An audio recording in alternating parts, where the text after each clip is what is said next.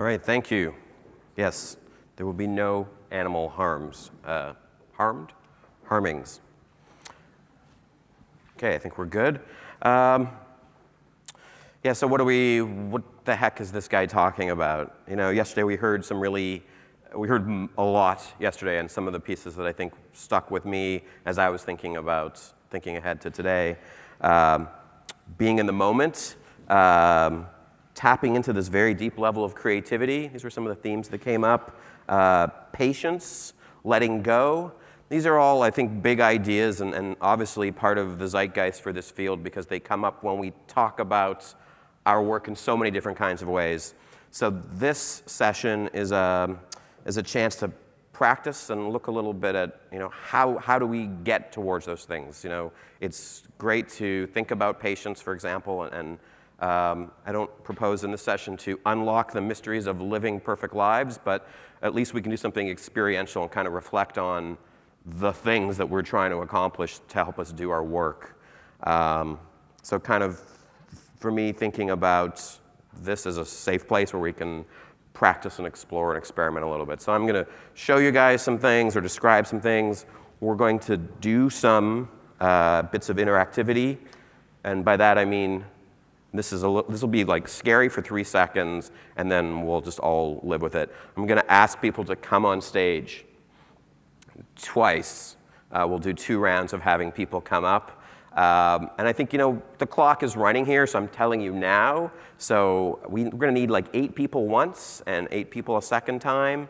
There's a lot of us, so not anyone that's having that panic reaction, like you can pass. But if you think you might do it, I want you to be ready to come up so that when I say we need 8 people, I don't have to spend 10 minutes saying, all right, one more. Like, let's just work to be efficient with the exercise. If you're young, you can leap up this way, and there's stairs there, and there's stairs there. Okay, everybody's kind of pre-visualizing, all right, I might come up when Steve asks me to, right? The things will be easy and fun, and I think should work well for us. All right. Yeah, what else to kind of say? Yeah, and I mean, sometimes I've talked about this stuff, improv, with people, and then the question comes at the end, well, how exactly do you build this into your consulting engagements, as if this is sort of a script for a tool that you can apply? And we're at a different level here. I think this is what, we've talked about all kinds of things here in the last day, but the intention here is to explore this as kind of a framework for thinking and less about how you can work this into your projects. Although I think the more you pick up on it, the more you'll find little ways, but that's not what I'm aiming for. I show this picture of the coast outside San Francisco, but I think about where I'm standing and what I can see outside this window here.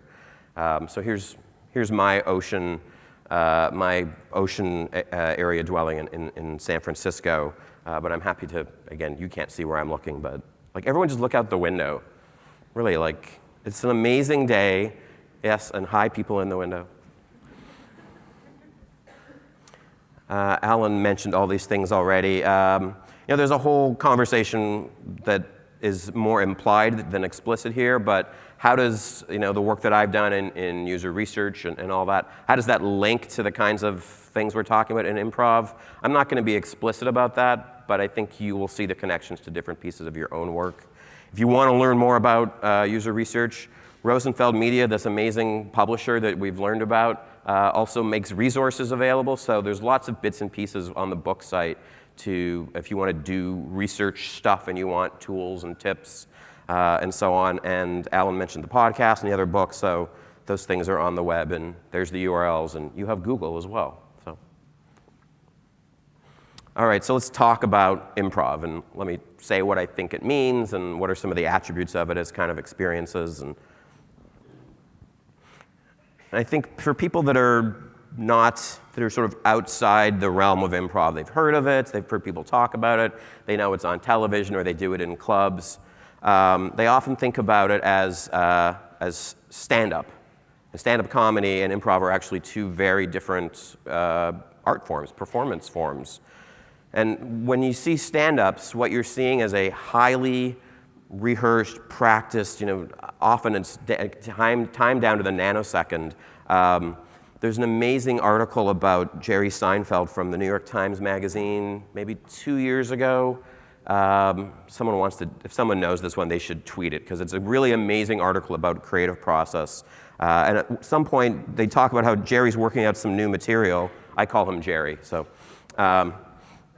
he's working out some new material. He tells some joke, and he can't quite figure out what to do. And at some point, he does this while he's telling the joke, and it kind of unlocks it, and the audience explodes. And so he's doing this kind of one-person A/B testing without even really being sure what these principles are that he's kind of designing towards, but it's getting to that optimized state. And so that is a thing, but that's not what we're talking about with improv. Improv, and I think so, another sort of misbelief about improv is that it's completely just, hey, let's just do whatever, kind of like crazy there. But it's not. It's this. It's a highly constrained activity, and you'll see when we do these exercises we're going to try.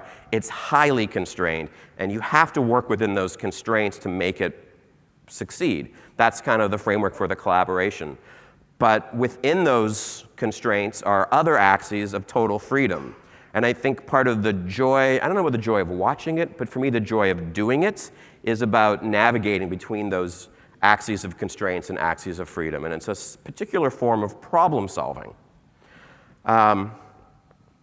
So in contrast to stand-up comedy, which is so scripted, improv is unscripted. And you probably are familiar with certain games people play where there's the input that kind of drives the whole creation is only made available at the outset of the game. So you can't script, you can't plan. And so it forces you into a very different state where you are working kind of with what's right in front of you in a very present, immediate, connected way. That picture is a woman that taught me improv, and she used to say, your first idea is often your best idea. And part of what this helps you with creativity is really just letting that thing that comes to your mind is different than kind of the narrative monkey brain sort of scripting self that says, oh, I think something good to say here would be this. There's another part of your brain that generates solutions, and kind of giving that air to breathe is what's kind of interesting and what makes it exciting. And I think this last point is important here. This is about being playful, and playful is different than being funny. And again, approach that people often take to improv, or that keeps them away from improv as kind of a way of thinking or playing, is that, well, I'm not funny. I couldn't do that. I can't come up with funny stuff that quickly. But the trick of improv is, again, it's those constraints of freedom and those degrees of freedom and degrees of constraints. Funny things happen when you work within that. So thinking about funny as an outcome, not as an intention. And that kind of messes with your brain until you kind of see what that's about. So there's a letting go of the goal. If I just follow these rules, then something will happen. If I spend my energy trying to accomplish these goals, then it won't happen. That's not how we kind of live our lives or deal with problem solving. So this is kind of a way to practice and think about it in a different framework. The quote at the bottom, also from this woman who taught me, don't let logic impede your fancy. So when part of you thinks like, yeah, I'm going to come up with this and this and this, and then part of you that says like, well, wait, I don't think reptiles have fully articulated rear limbs that would allow them to do a dance specifically as the cha-cha. But, when that part of your brain comes, that's what we're trying to make go away. And a side point here is that there's something therapeutic about this, and in fact, not only is that a picture of my instructor, but it's also her husband who would be in her class.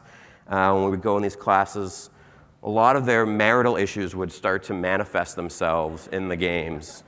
It was really, really uncomfortable, but I'm not even getting into the specifics, so that's my cue not to get into the specifics. But clearly there's something therapeutic happening, and I think it was a lot cheaper for them. Improv continues to be a big topic in corporate training. There are people whose jobs it is to do a lot of what we do, not in the making of the thing, but in the unpacking the culture that solves the problem. They come in as improv trainers. In businesses, there's a whole professional organizations around that. The games that we'll do and that exist elsewhere are great for warming up and brainstorming sessions. Just this little sidebar here, there's a whole lot of culture that shows up in organizations like Pixar, which is known for building creativity into its whole being. And they've kind of created a norm there where when someone suggests an idea that other people respond with yes and. And just yes and is something that people have heard of. It's kind of the cliche of improv. You hear something and you say yes and. It's a way to respond to an idea, to build on it. And so the group creates together. People that were in my workshop the other day, we practiced this in generating really interesting solutions to sort of civic design problems. I think there's some fascinating insights into what the mindset and the framework of improv is through how it gets talked about. So, I mean, one of the things that happens, and just imagine a scene as just any sort of point of interaction between individuals, characters. Let's say they're playing a character. The first person's responsibility, what you do is you throw an idea. So you don't walk into a scene and you say like, hey, what's going on? You guys are already ready to walk out. It's just so bad. You walk in and say like, oh my God, my shoulders are on fire. Right? You have something that you just say, and I think that verb throw sort of has a lot of velocity to it. You're kind of bringing something into this scene. And your partner, the other person, the language for what they do is accept the offer. So here's what this whole transaction is, right? Oh my God, my shoulder's on fire. Well, here's the counterexample. No, they aren't. That's just this. If you say no, then you got nowhere to go. If you say, yes, your shoulder's on fire, and I have some talcum powder to put on top of it. I don't know. Then you're taken their offer, you've accepted it, and you've done something new with it. So this is really breaking down what this collaboration looks like at the most micro level. You throw something, the person accepts it. I did an interview a few years ago with this guy, Chris Miller, who's an improv professional, and he said this amazing thing to me, but I'm going to present to you as if it's amazing, and we'll see where that lands. He said that the whole point of improv is to make your partner look good. I mean, to me, that's the most radical approach to collaboration imaginable, that the thing that you're trying to accomplish is the success of the other person. So it doesn't matter if you're funny or if you nail it or if you get the line or if you hit your mark or whatever kind of happens in just a little bit of interaction. It's that you make them succeed. Of course, if they're doing the same thing, then you get this whole yes and kind of experience, and the collaboration succeeds. You produce something together that you couldn't have done individually. So these are some of the patterns and the themes and what's underneath it, what makes it work. I mean, the great thing about, and we have this in UX so broadly, people are familiar with dark patterns, sometimes called anti-patterns. It's the whole way of, how did these tools get used for evil? Sometimes it's, in its nice form, it's persuasive design. But there's a great site, Dark Patterns, that just kind of catalogs these sort of things. So anyway, I have everything I've said about improv. Here's kind of the Dark Patterns version of improv. We have a little clip here. Let's do some improvisational comedy now. Okay. Give us a scenario. Right, okay. You're a hypochondriac and Ricky's a doctor. Excellent. Okay. Knock, knock. Come in. Hello. Oh no, not you again. I've never been here before. Sorry, I thought because you're a hypochondriac you would have been to the doctors before. Don't presume. That's a backstory we didn't agree on before.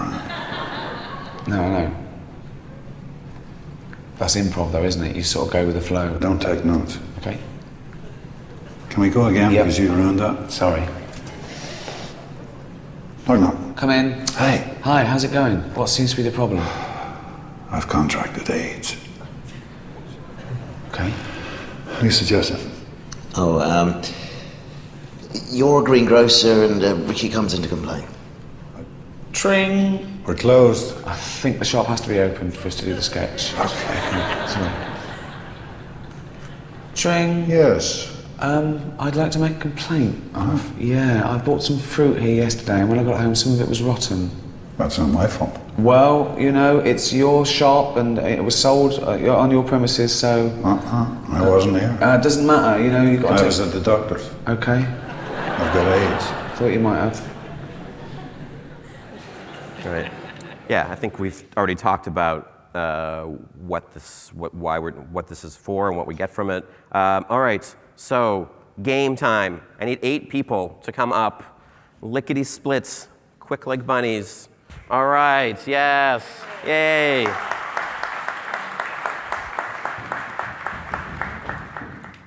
Yeah, come on up. Whatever we've got is good. Can you guys sort of make a semicircle? So can you kind of come around to here a little bit? Yeah, and then kind of close the circle, that semicircle right over here. All right, so here we go with kind of constraints and freedom. I'm explaining to everybody. Hey, here's what this game is. It's imagining we're sitting in a circle, but the circle is open so the audience can see you guys. You're going to tell a story, and you're going to go one person at a time. You're going to go one word at a time. And so what you want to try to do is tell a story with a beginning, middle, and end. Good luck with this. If we were to practice this for the rest of the session, we would collectively get good at it, but we're just seeing, this is sort of see why is it hard and where is it hard. So don't stress about it too much. What you want to try to do is avoid this. The dog went to the store, and he had a bone, and he went to the bathroom, and you want to try to, even if the vocal inflection cues don't kind of give you this, you want to try to start a new sentence. Okay? So feel free to start a new sentence. We're going to collect some examples. What's the name of a city in New Zealand that's not Wellington?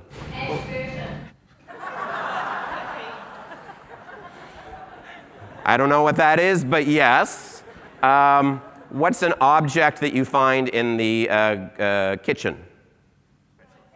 I heard spatula, and it's one word, so it works better. Okay, and then what's an article of clothing, one word? Bra? Okay, so we've got a city name, a bra, and a spatula. So you want to kind of work that in, also to make it more complicated, but also helpful. There's kind of you can pass the baton, so people can hear a little bit better. You at the end, I'm sorry, you're going to kind of run your mic back over here, okay? You guys feel like you know what to do? No. Excellent. Let's try saying yes. Yes, we do. Yes. All right, and you want to try to just go as quickly as you can. All right, let's go and see what happens. Okay. Yesterday. In. Ashburton. A. Amazingly. Wide. Bra. With. Intricate. Pink. Lace. And. A. Small. Cup. Of. Wine. Oh, God. Struggling. What did the cup of wine do? Drinking. Outside. In. Spatula.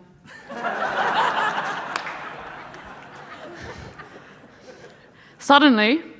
Fried. Potatoes. Then. Flew. Across. The. I'm laughing so hard I'm crying. Sky. And scene. All right. You guys can sit down. Take a bow. Give them an applause.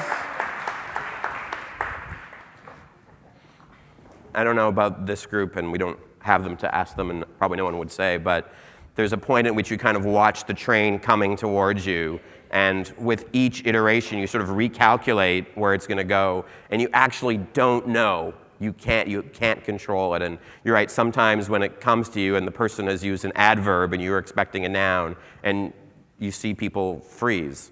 And I mean, everyone did very well, but there were naturally these freeze moments of, I don't know. And I think to Adam's point, if you try to control a thing that you can't control, it actually sets you up to be, I don't know, has anybody experienced that? Am I describing anybody that wants to own up to that? All right, other thoughts or observations? Shout them out.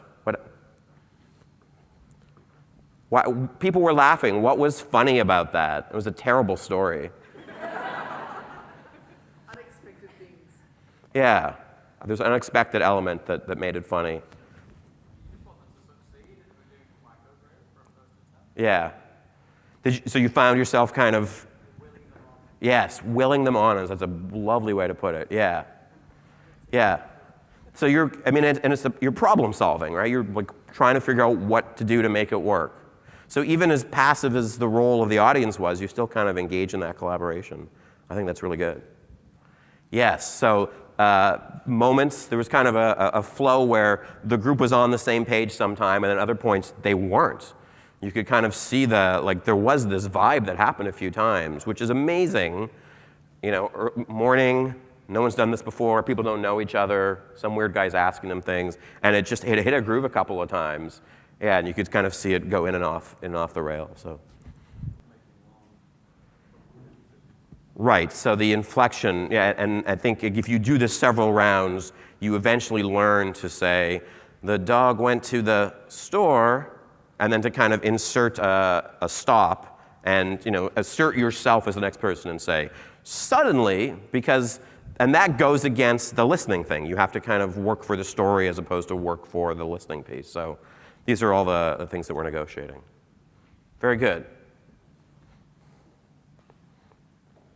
All right, so let me try to tie this back a little more explicitly to some of what we think about. I won't go too hard. This, I think, sir, your last comment is about listening and kind of the biological listening, right? And the kind of listening that we do certainly in user research, but in lots of parts of intensive collaboration, it's actually a thing that we don't know how to do socially. We're not brought up to be able to listen this well. And the idea of listening is more than not talking, that listening is actually thinking about what you're going to do or say next in response to what they said. I mean, that's what we practiced in that game, right? You have to listen, but you have to adapt what you're saying, as opposed to that turn-taking mode of listening. The other person's not talking, now I'm going to talk. So it's this very kind of connected, collaborative form of listening that we do use in our work, and you see how this game, this very simple game, kind of forces you to explore some of it. There's a whole thing about the body here that comes up a lot in improv, and there's dance improv, all the stuff that I'm personally not comfortable with, but is ways of tying what's going on, listening with your body, if you will, and listening with your ears and your mind. And if we get to do this other game, I think we try, then we can do a little more kinesthetic stuff with it. So you can think about just the body, what it says to you and what it says to other people about listening. All right, we're going to do another one, and I really need 8 people up here, like super fast, because the clock is ticking here. All right, so here, I'll explain this one super quickly, and then we'll try it. You guys are a team. You guys are a team. You guys are a team. You guys are a team.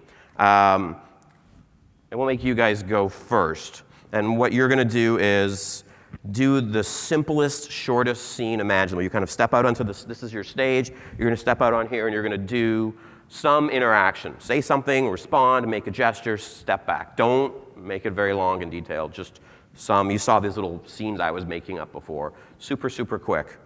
You guys are going to redo their scene. This is where it gets crazy. You guys are going to redo their scene.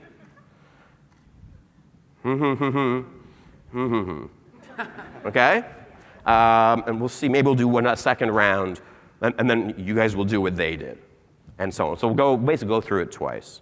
Do you guys know what basically you're doing? You guys know what you're doing? It's going to be weird, but that's fine.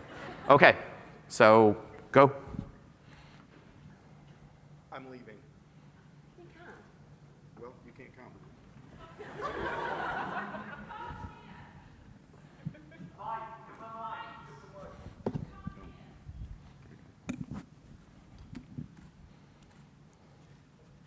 I'm leaving.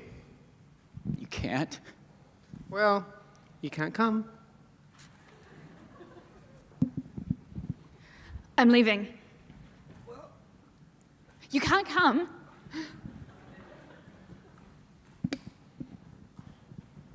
I'm leaving.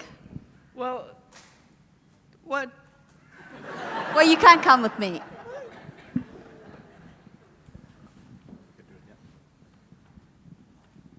I'm leaving.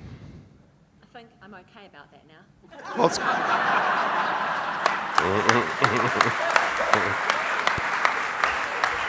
It's a good thing, because you can't come.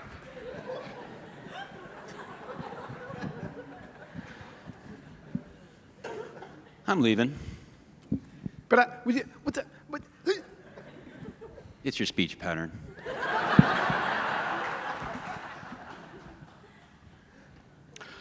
I'm leaving. That's not what you said yesterday. I can't remember yesterday.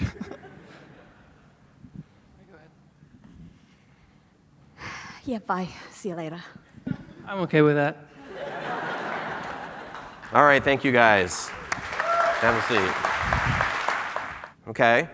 How did people, I gave a pretty specific assignment. What happened with that assignment? People started freestyling and doing their own thing based on the audience's reaction. Yeah, that's what I observed. The first person that made something up got a bit of a laugh, and then I felt like the next person was like, oh, I can kind of play to the room a little bit. So, you know, there's no admonishment here, but you guys totally fucked up. But let's sort of look at why. Like, why did that happen? And I think you assessed it really well. There's these other factors of approval, but you guys kind of fucked each other over. I won't say that word again, probably again. I mean, you know, again, you're to make the partner look good. So every time you changed what the scene was, it kind of, and again, this always happens. So, you know, there's nothing specific about this group. I think what happened, there was a unique thing today, which was there was this interesting reward. Because what there sometimes happens is there's one person who thinks they want to kind of muck with it, even though I said what the rules are. But I agree, it did get better. It got funnier, and we sort of had another game emerge that wasn't the game as intended. So just think about how, again, degrees of freedom, degrees of constraints. The specific thing that you were being asked to do it's hard, but it's sort of, there's other forces that made it kind of go in these interesting different directions. So that's another really difficult part of this game, is that you're supposed to imitate the first one, the previous one, not the original. And so, you know, I'm sort of, if you're not doing it, you have the luxury of observing it. Like in the first pair, there was kind of this thing which didn't make it through. Right, and then once people started scripting on their own, then almost nothing made it through. Sort of the story got retold. It makes me think of this book. It was called Exercises in Creativity. It's something like 100 Ways to Tell a Story by like Raymond Queneau. I'm not even saying any of this right because I'm going from memory. It's a book of a single page story that is told 100 different ways. It's always the same story about a woman getting on a bus and dropping some jewelry and her ex-boyfriend sees her, something like this. But it's told like 100 different ways. It's quite fascinating. I mean, the intention was to be as accurately as possible, reproduce what the pair in front of you did. So when you start inserting new material, well, now you're creating, not replicating. Why? What do you mean, man, why? Well, I mean, I think why we do it is because it's hard. I think all these things are simple descriptions that are really hard, and so I think it's interesting, I hope you do as well, to think about why is it hard? And you know, we had something happen today I've never seen before, which is the response to like an enthusiastic audience. So these are all little micro versions of what we try to accomplish in all sorts of collaborative situations. And you know, here's something that you had a lot of freedom, but you had a thing that you had to do, and really almost no one could do it. I think that's why it's like that's an interesting thing to illustrate. And let me segue. Here's another why. This book is a kind of an exploration of material culture, and it talks about how products get adopted and adapted by communities, and sort of how things change. Folks pick up on surrounding cultures in idiosyncratic ways. Even in a world of conformers, each conformer acts differently, With each striving to emulate the other, there will be a never-ending chain of adoptions and adaptations as they move throughout the network, change the substance. That's what we just did. Like, that's that game, and yet here's a narrative about how stuff comes into the world and how the things that we make and build go out to other people and become a thing through users, not through producers. So I like that exercise in terms of why. I think that exercise is an interesting metaphor. It's a microcosm. We can do a little simulation here of things that happen. You can really see it happen in like 2 or 3 minutes, this dramatic change and kind of diffusion of a narrative throughout a community. Did I answer the why question? I'm not used to, what do you mean why? Oh my gosh. And folks in the workshop, we played with bad ideas as kind of a creativity thing. I mean, improv is all about bad ideas. You know, here was a story of a relationship going poorly that was ending, and then people just started putting terrible things into that narrative. And as much as I say that was not what you're supposed to do, it did create this new thing. And so you can always think about bad ideas. Again, this is a safe place where we're playing with things, not where we're building things. So when you're safe and when you're playing, you can come up with stuff that will hurt people. You can come up with stuff that is just immoral and wrong. To see where it goes, it unpacks these sort of implied elements that are hidden beneath. So you are free to use bad ideas in the right environment to kind of do this. If you want to know more about this, there's an article I wrote about bad ideas on Core 77. Google it and read it. It's pretty short, but it takes us a little bit further. All right, so try to wrap up. I'll try to keep answering the why question. Why are we talking about this? I'm not defensive about why. Do I sound it? I don't think I sound offensive, do I? No? Thank you. There's this whole thing about interactions that give space to others. And all these games required people to mostly be quiet. I had this experience a few years ago seeing The Kids in the Hall. It was like my favorite comedy troupe of my entire being. And they did a lot of sketches. They did this improv at the end where here's to me the 5 funniest people on the planet. They're all standing on the stage and something's happening, and most of them were just standing there kind of being present with each other and not talking. And I had this sort of epiphany to see how that group was able to succeed by most people not doing something.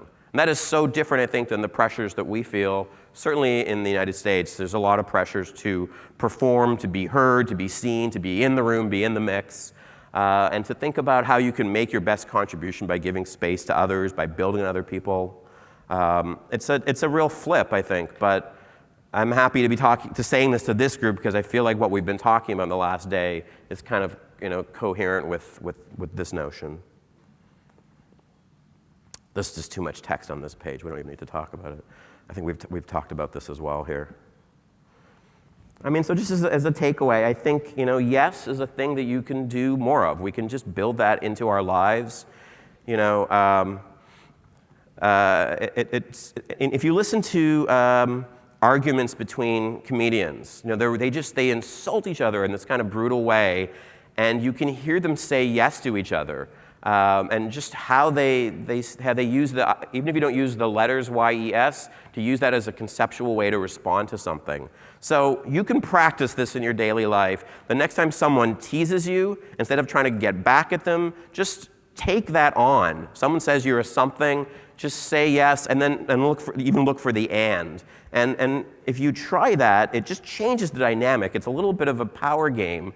That person is trying to do something to you, and if you just say yes to it and see where that takes you, it's a very small way to exercise these muscles and just kind of see what happens. If you want more about improv, go do improv. I can't imagine in a community like Wellington, it's not absolutely everywhere. This is an extraordinarily creative place. You can watch improv. Personally, I don't recommend that, but it's an opportunity. Do what I just did in your group at work over lunch. There's a million games. I showed you 2. There's so many of them. Or just, you can watch stuff like Curb Your Enthusiasm or other things that are using improv, and just try to pick up how and where they're saying yes and where they're building something together out of these different inputs. That's it for me. Thank you guys very much. You guys did great. Thank you.